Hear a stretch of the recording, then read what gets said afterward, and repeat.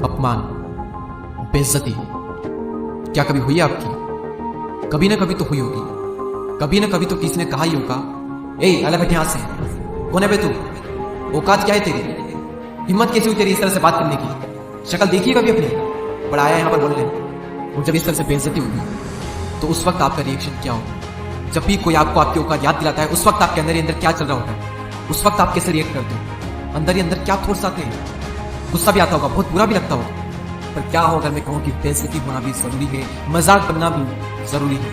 क्योंकि इतिहास गवाह है कि जो जो इंसान जमीन से उठकर आसमान की ऊंचाइयों पर पहुंचा है ना, हर किसी का कभी ना कभी तो मजाक जरूर बनाए, कभी ना कभी तो बेइज्जती जरूर हुई है और कई बार हुई है। बात है सन 1999 की, जब रतन टाटा ने अपनी पहली passenger car Tata indica launch की थी और शुरुआती समय में ही ये पूरी तरह से फेल हो गई। टाटा ग्रुप के सभी मेंबर की सलाह थी कि इसे फोर्ड कंपनी को बेच दिया जाए और इसके लिए टाटा ग्रुप की फोर्ड कंपनी से बात हुई और फोर्ड के जो ऑफिसर्स थे वो भी भारत आकर टाटा के कार डिपार्टमेंट में दिलचस्पी दिखा रहे थे। और उसके बाद रतन टाटा को अमेरिका बुलाया गया और फोर्ड के ऑफिसर के साथ में रतन टाटा की एक बैठक हुई और उन्हें वहां पर कहा गया कि जब आपको इसके बारे में पता ही नहीं है तो आपने पैसेंजर व्हीकल में कदम ही क्यों रखा? और यही नहीं बल्कि उनसे ये भी कहा गया कि हम टाटा मोटर के कार बिजनेस को खरीद कर आप पर एक एहसान कर रहे हैं, आप इसे हमारा एक एहसान समझना। और रतन टाटा अपने इस अपमान को घोंट कर पी गए।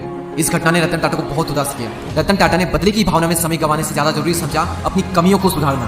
उन्होंने अपने कार सेगमेंट को बेचने का विचार बदल लिया और अपना पूरा फोकस अपने कार बिजनेस में लगा दिया। और कहते हैं समय पहिए के समान घूमता है और इसी तरह से समय पहिए के समान घुमा और रतन टाटा की मेहनत ने टाटा मोटर्स को सफलता की ऊंचाइयों पर पहुंचा दिया। एक तरफ टाटा ग्रुप की टाटा मोटर्स कामयाब हो रही थी तो वहीं 2008 में फोर्ड कंपनी दिवालियापन की स्थिति में आ गई थी और ऐसे में रतन टाटा के पास में बहुत ही अच्छा मौका था फोर्ड को नीचा दिखाने का।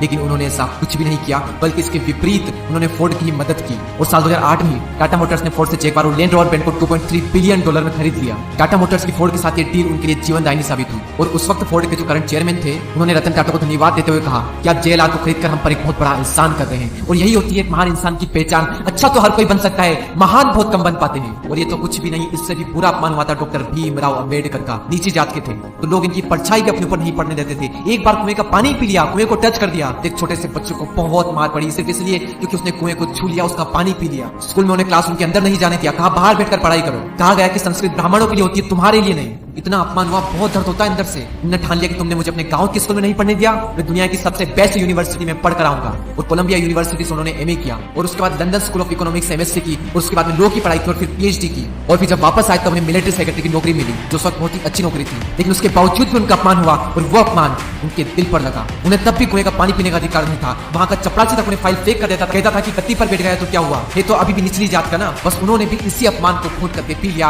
और भारत का संविधान लिख दिया और अपना हक पाकर रहे। और अपना हक तो पाया ही, साथ साथ निचली जाति के लोगों को भी उनका अपना हक दिलाया। मैंने कहा अपमान जरूरी है, बेइज्जती से ही बदलाव आता है। अंग्रेजों ने एक बार गांधी जी को ट्रेन से धक्के मार कर बाहर निकाल दिया था, बहुत बेइज्जती हुई थी। उनसे कहा गया था कि तुम काले इंडियंस डिजर्व नहीं करते हमारी ट्रेन में बैठना। और उन्होंने भी ठान लिया कि तुमने मुझे ट्रेन से बाहर निकाला है, मैं तुम्हें अपने देश से बाहर निकाल दूंगा। वो एक चिंगारी इतनी बड़ी क्रांति में बदल जाएगी किसी ने सपने में भी नहीं सोचा होगा। अमिताभ बच्चन को भी रेडियो जॉब्स उनकी भारी आवाज, उनकी लंबी हाइट की वजह से निकाल दिया गया था। और वही ऊंची हाइट और उनकी वही भारी आवाज आज उनकी पहचान है। अपनी कमजोरी को अपनी ताकत बनाओ, अपने अपमान का बदला अपनी सफलता से लो। जब कोई अपमान करते हैं ना तो अंदर अंदर आग लगती है, गुस्सा आता है बहुत। लोग गलतियां करते हैं कि उस गुस्से को वहीं पर निकाल देते हैं, लड़ाई झगड़े करते हैं, कंप्लेंट करते हैं। उस गुस्से का यूज करना सीखो, अंदर दबाए रखो उसको और अपने अंदर की आग को पढ़ाते रहो, तभी बदलाव आएगा। क्योंकि कोई भी इंसान अपना सम्मान भूल सकता है लेकिन अपमान नहीं भूल सकता। कोई कुछ भी बोले तो उसको फिर रिएक्ट मत करो। अपना गुस्सा, अपनी आग बाहर मत निकालो, अपने अंदर रखो। बाहर निकाल दोगे तो बेइज्जती तो होगी सही, तुम कभी अपना बदला नहीं ले पाओगे और ना ही वो इज्जत हासिल कर पाओगे जो तुम पाना चाहते हो। अपने अंदर बार बार ये बात बोलते रहो कि कहा था ना तुमने कि शक्ल देखी है अपनी, एक दिन ऐसा लाऊंगा कि तुम शक्ल देखने को तरसोगे।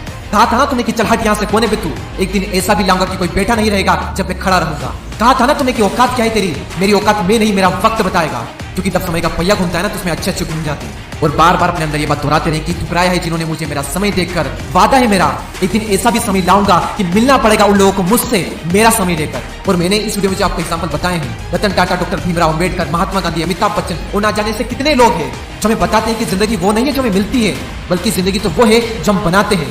और किस तरह बेइज्जती का जवाब दिया जाता है बिना कुछ बोले। पावरफुल मोटिवेशनल वीडियोस लाते रहेंगे। आप लाइक और शेयर करके हमारा हौसला बढ़ाएं और नए वीडियोस को मिस ना करने के लिए सब्सक्राइब करके बेल आइकन को प्रेस करें। अगले वीडियो में फिर